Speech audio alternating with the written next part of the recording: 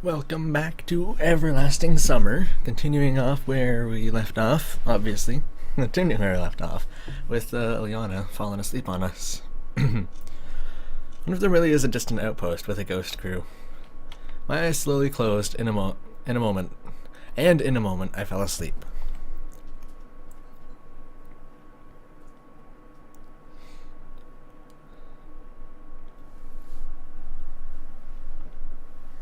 Day 4. Wow, we're on day 4 already. I felt warmth in my dream. It happens sometimes. Your brain is not completely awake yet, but you still feel the sun shining in your eyes. When you wake up, you blink for some time to get used to the light. It was a wonderful morning. The birds were singing, the air was fresh and fragrant, and the world was bathed in daylight. I'd stay in bed for some time longer, but something was not quite right. All yesterday evening's events flashed through my mind. Scary and not so scary stories. Ilyana, who was cuddling up to me tightly and snoring, not quite like a little girl would. But I didn't worry at all. After all, it's still early, surely no later than 7 or 8 o'clock. Who'd want to go in the library that early? The librarian? I sat back and looked out the window. In a couple of minutes, the sun will hit right in Ilyana's eyes. That's when you're gonna wake up. It's interesting. How did she manage to hug me so tightly? Indeed, I couldn't free myself at all. Theoretically, I was ready to spend 1 or 2 more hours lying this way, but suddenly I heard footsteps. Sounds like trouble. Wake up! Do you hear me? Wake up! I started carefully, but insistently shaking Ilyana by her shoulders, tried to loosen her grip, but it was all in vain. Meanwhile, the footsteps were getting closer. I have to save us at any cost. Standing up seems unworkable.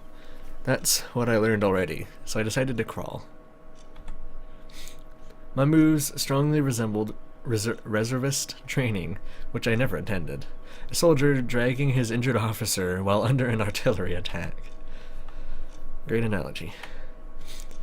The officer is unconscious, the soldier is exhausted, and layers of barbed wire surround them. I barely managed to crouch behind a bookstand and hide Ilyana, she's still holding on, when the library door opened. Xenia was standing on the doorstep. Called it. She seems a bit overcommitted to her work, since she is coming in at the crack of dawn. Wait, I heard a familiar voice. Huh? A visitor? So she indeed does have a reason to come here. Why couldn't she come yesterday? Or today, but later? Science waits for nobody. Science. It was electronic. Hold on for a sec, I'll find it. She headed towards us. I barely managed to turn Ilyana around so that she was on my back and crawled on all fours to a nearby bookshelf, where I collapsed and tried to catch my breath. What was it? Cybernetic mathematics? Or mathematical cybernetics? It seems she didn't notice us. I like something about electronic bombardment of voltaics. Not voltaics. Voltaics. Are you crazy? Why would we have something military? That's not military at all. For some time, they were both silent. Xenia? What? Let's go down to the river tonight. What for? Is this what we saw on day 4, but didn't actually get to, see what happened? I think. Well, I have a lot of things to do. Come on, get moving. Your robot is waiting for you. Okay. The door slamming was like an epitaph for electronics love struggles. Seems like he's not a cold-blooded robot after all. I chuckled quietly. Anyway, laughter seems a bit inappropriate. We have to escape the library somehow. Waiting until Xenia goes for breakfast seems to be the easiest solution at the moment. She's a communist labor worker after all, not one of Electronic's mythical robots. Mythical, you freaking saw it, haven't you? She has to at least eat sometime. Meanwhile, Ilyana wasn't going to wake up. At least she's not snoring anymore. The library was silent. I didn't see Xenia, but was more or less satisfied with the situation. All of a sudden, incomprehensible noises came from her desk. Clicks, cracks, and music started. The Soviet anthem? Just great. It would have been alright if not for Xenia who started to sing along. United... I can't sing that. United forever in friendship and labor. I can only envy her patriotic feelings. Unfortunately, she had some vocal issues. The Soviet pop scene definitely didn't miss out on a star called Xenia. The anthem ended, and an unfamiliar voice started to talk about the overachievements of a 5-year plan of crop harvesting. It was a radio, obviously. Started listening attentively. Maybe they would say something interesting. And after the list of agricultural achievements, the voice started to disappear and was gone in a few minutes. Signal disturbance, probably. Xenia stood and headed towards us. The situation's hitting rock bottom. I managed to unclench Ilyana's grip with a titanic struggle. I was free to go, but was so cramped from all this crouching, I didn't have the strength to get up. It's time to prepare for the worst and start thinking of excuses. Suddenly, the steps stopped. Seems like Xenia was standing on the other side of the bookshelf. I heard the sound of books rustling. Probably she's looking for something. She took a book and returned to her desk.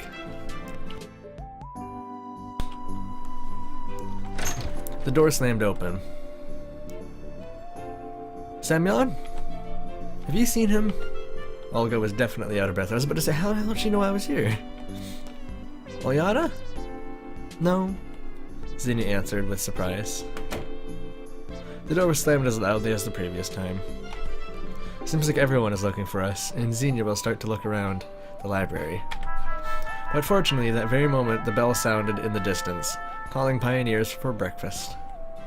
Xenia, being a punctual person, decided not to linger and left the library in a few minutes. It was only me and Ilyana in the library. Then it was time to decide what to do with her. No longer afraid of being caught, I bent down and shouted in her ear. Wakey, wakey, eggs and bakey. Did that work? Oh, she's awake. She instantly jumped and started to look around. Noticing me, Ilyana's eyes widened. What are you doing here? Playing at spies. Huh? Never mind. Did you sleep well? Yes. Seems she's not yet completely conscious. Breakfast? Yes. We left the library. At last. Now it was certain that I have to yell in her ear like that. Now it was certain that I won't have to explain to anyone the what, how, and why of Ilyana and myself being in there all night long. Sorry for falling asleep like that. It's alright. I guess my words sounded too insincere, because she looked at me with disbelief. Wait a minute. What were you doing in there all this time? You wouldn't believe me. Wait a moment. That means... Ilyana giggled and stepped away from me and shouted loudly.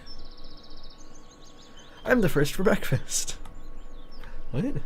Not a big surprise after such a deep sleep, I said, but Ilyana already couldn't hear me, being far ahead.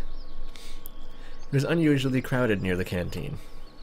Of course, there was no other place in the camp that pioneers loved as much as the canteen, but why were they all crowding on the porch? I came closer and tried to figure out what's happening. It looked like all the camp had gathered at the porch. There were all the familiar girls, Olga and Electronic. Haven't we read this? Having a lively discussion. I drew closer. Ah, Semyon.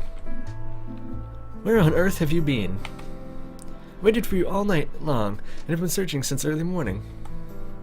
Ilyana told me that you left the library together yesterday.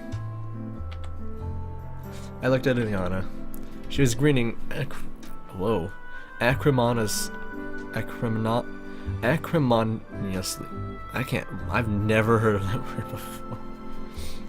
Oh, man.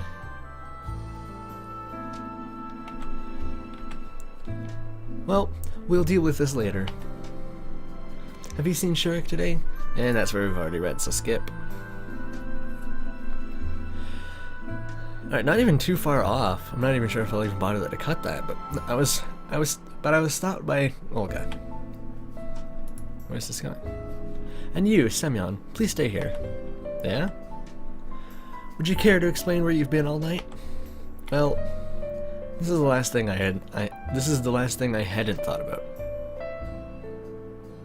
Oh no, this is the thing I hadn't thought about. I'm reading it wrong. My fault. True, this could have gone by unnoticed. I could have thought of some clear explanation at least. But I hadn't.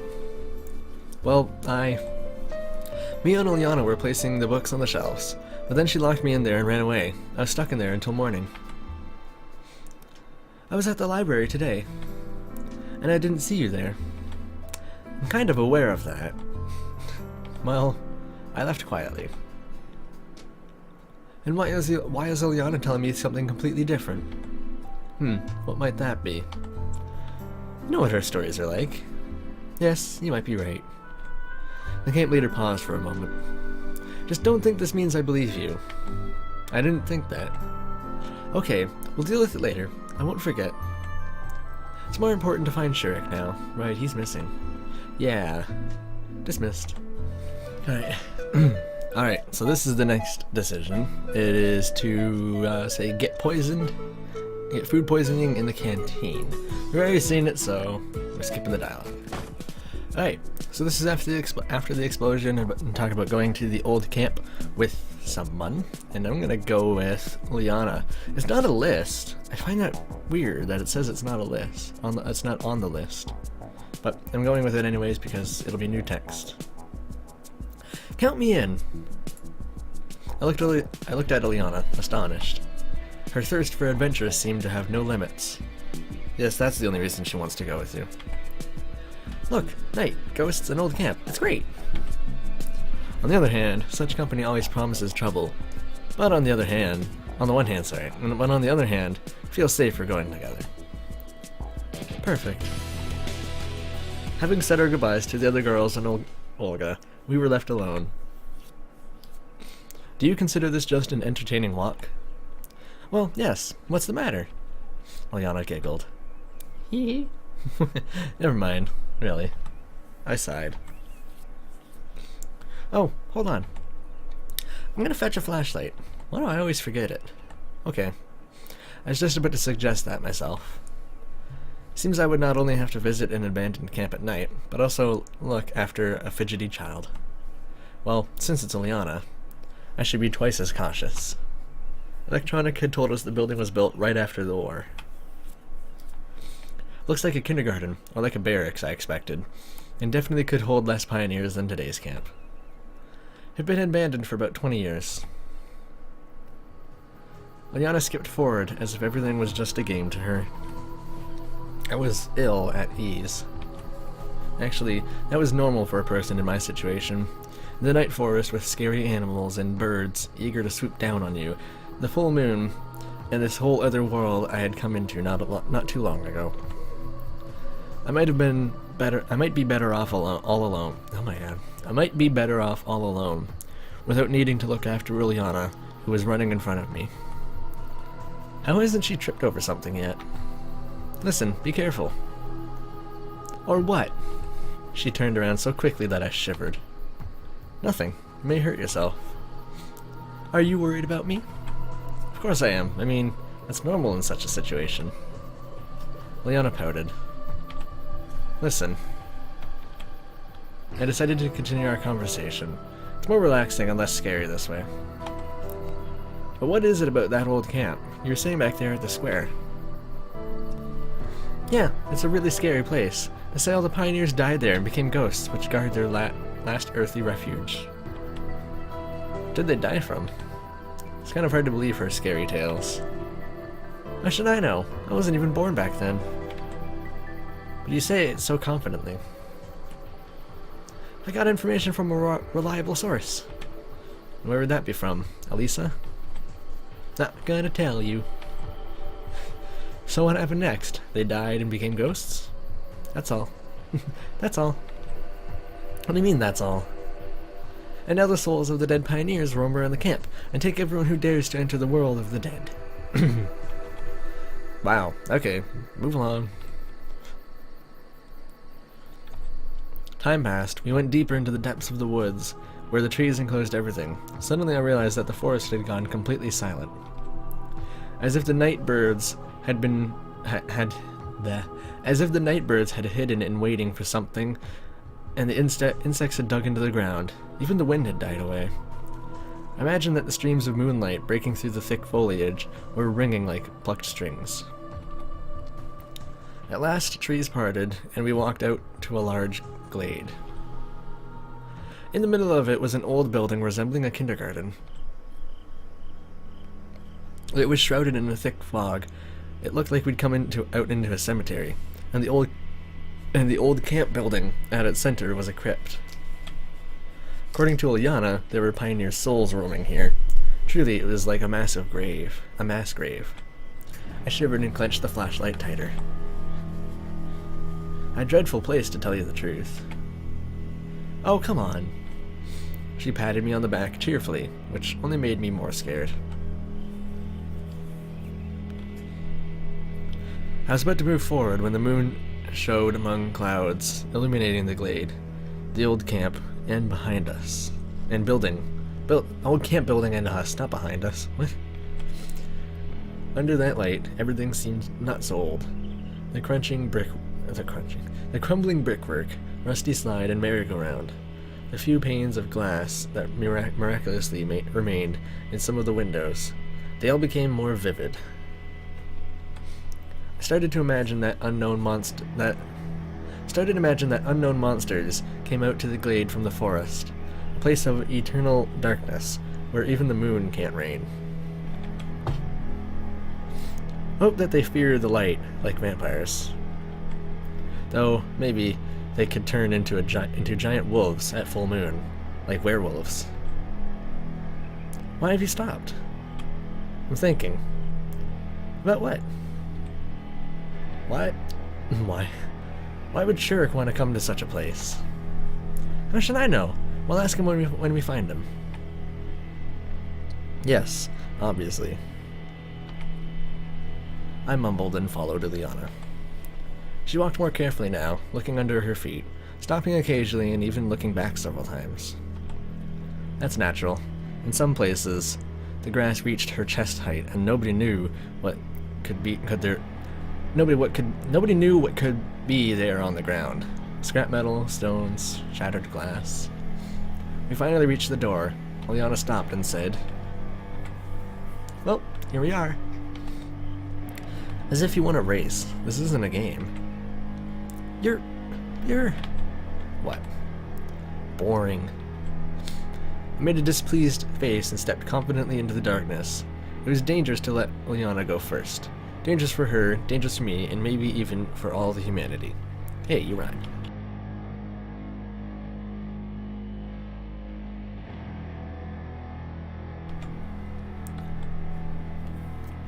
The inside of the old camp building made an even more depressing impression. I felt sad for it. I even felt sad for it for a moment.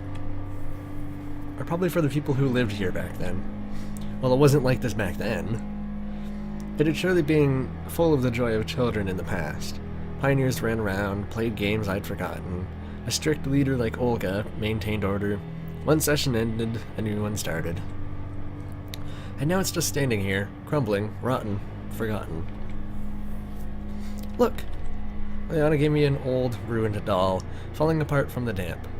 One more piece of the past. So what? Nothing. She moved out of the light, but I noticed sorrow on her face. And as sad as a cemetery. Scary. I haven't seen anything scary yet.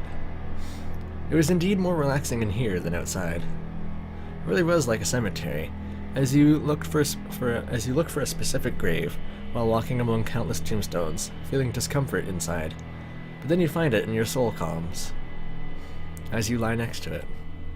I shouted, "Who lies next to graves? Do people do that? I've never seen that here." I shouted and let the flashlight play around the room. There was no sign of Shurik. However, what did I expect to find here? His corpse? Looks like he isn't here. What about the second floor? Shurik! I called out loudly, but only my echo answered me. Shurik, come out! See? We should check anyway. Okay. Oh, we actually get to go. No, wait, what? This is the second. This isn't the second floor. If it is, it means it's the third floor. There are no signs of life on the second floor either. I sat on the stairs and hung my head, feeling doomed. Where to next? We can't walk around the whole forest, and I'm already sleepy. Why do you whine so much? Liana was irritated. Whining and whining, just like a kid. Oh, am I wrong? Right or wrong, what's the difference? If you're looking for Shurik, you must find him. But how? I begged. I don't know, somehow. Liana looked like a strict teacher, and myself like a careless schoolboy. But shouldn't it be the other way around? Look! I turned the light in the direction she pointed. I noticed a trapdoor in the corner, surrounded by garbage. It looked like it had been opened not too long ago. He must be down there for sure. Liana rushed to the hatch and made a great effort to open it. Why would he go down there? It's probably, I don't know, some villagers. Is there a village nearby? I don't know, Liana replied, breathing heavily. She had managed to open the trapdoor. I started thinking. There was surely a possibility that Shurik might be there. I didn't know much about this world after all. Actually, I knew nothing. Why should the local residents act according to my logic? Could it be that he tried to escape down there, running away from wolves? Are there any wolves, though? Maybe owls. Okay, let's check it out. I strained my muscles and managed to open the trapdoor. It crashed loudly on the cracked wooden floor, and, at the same moment, Liana leaned over the hatchway, lighting up the basement with the flashlight. It's some sort of tunnel. A tunnel? I pulled her back by the scruff of the neck and looked in there myself. Hey! Curiosity killed the cat. There was indeed a long tunnel running into the darkness. It looked like a dungeon from a computer game. There wasn't any danger at first sight. No waist-deep water, no rats, no zombies. Okay, let's climb down there to look, but be careful. Roger that. Liana beamed. It was really dark down there. The flashlight did little to help. It dimly illuminated concrete walls, lamps hanging from the ceiling, entangled in wires, and garbage abundantly covering the floor. We slowly moved forward. I held Liana's hand, fearing she would run ahead of me. Probably I was a bit worried about myself too, not wanting to be there alone in this thick darkness. Maybe we should go back. Sure, it couldn't have gone so far. What if he had a flashlight? Well, even with a flashlight, what would he be doing here? I don't know. Aren't you interested in what lies ahead? Not a bit. I'm more interested in... I didn't finish the sentence. A massive metal door suddenly appeared before us as if from thin air. I instantly noticed a biohazard sign. A bomb shelter? I realized. Probably. Have you heard anything about it? I don't know. Does it matter? Does it? What if there's radiation? What radiation? Where from? Yeah, you're right. It's the point of a bomb shelter to not have radiation. I took hold of the door's wheel and tried to move it. It yielded, to my surprise, and groaned like a dying dinosaur. The door opened at last, and Liana ran in there as soon as it did. Hey! Behind the door was probably the main shelter room. There were several beds next to me, some devices near the farthest wall, lockers. Fluorescent lamps on the ceiling brightly illuminated the room. Where does the electricity come from? Are there backup generators? Are the backup generators still working? I turned off the flashlight to save the battery. Liana started to rummage in the lockers at once, taking out gas masks, packages, and various tools. Don't you have anything better to do? No. She looked at me with displeasure. I sat on the neatly made bed and looked around one more time. Right across the room from me was a door, the same as the one we entered. Could Shirk have gone through there, if he was here at all? And why? Why the long face? Just tired, I honestly confessed. Then rest for a while. Ileana jumped at me and pushed me in the chest. I reeled back in surprise and hit my head against the wall. What are you doing? I grabbed her arms and pulled her towards me. She lost her balance and fell next to me. Ouch! You started this. Ileana stuck out her tongue and sat up. Well, what's next? There, the other door. Oh, sure. Shirk predicted a nuclear war and decided to hide beforehand, did he? Maybe he did. Maybe. Maybe. The shelter's too close to the surface. It could protect against the radiation, but if the bombs fell close enough. You're so serious about these matters. She smirked. I really didn't know when to be serious with her and when to joke. Seems like the age difference between us really matters here. How big is it? 10 years? More? Whoa! I thought you said you're 17.